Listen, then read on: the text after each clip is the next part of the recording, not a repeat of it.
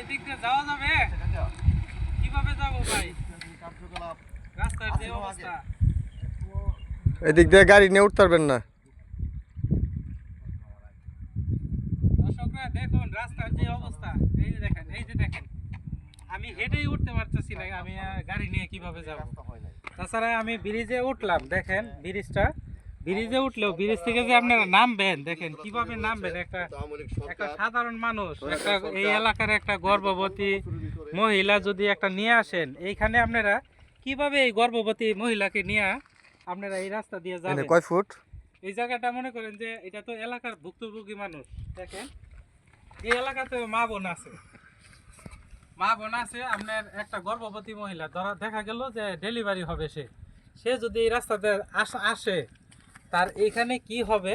যদি আপনারা এটা কিভাবে চিন্তা করবেন যে যদি আপনার বোন গর্ভবতী হইতো আর এই রাস্তাতে নিয়ে আসতে হইতো, তখন কেমন হইতো?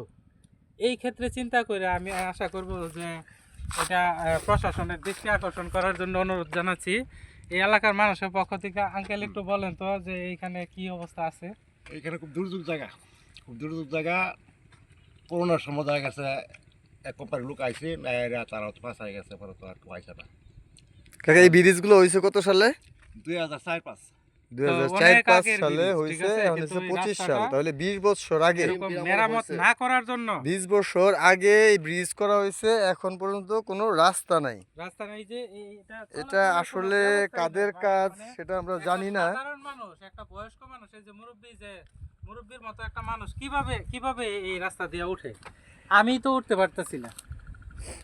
গত করোনার সময়কালীন আমরা আসার পরে একটা প্রতিবেদন করছিলাম। এই প্রতিবেদনের পর দিয়ে সময় সংবাদ, যমুনা টিভি, আরো কিছু নিউজ সেন্টাররা তারা সেটার প্রতিবেদন করছে। এই এলাকার মানুষ, যদিও সেটা আরো 3-4 বছর আগে, কিন্তু তারপরেও এখানকার কোনো কাজ হয় নাই।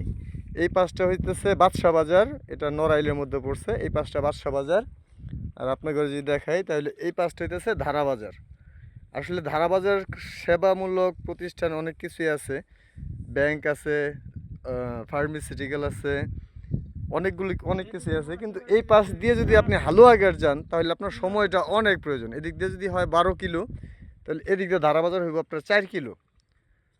তাহলে এদিক দিয়ে 12 কিলো বা 4 কিলো এদিক দিয়ে যদি একটা রাস্তা হইতো, তাহলে এই এলাকার মানুষজনের অনেক উপকার হইতো এবং এটা একটা যোগাযোগ ব্যবস্থার জন্য খুব ভালো একটা পন্থা হইতো এই এলাকার মানুষের।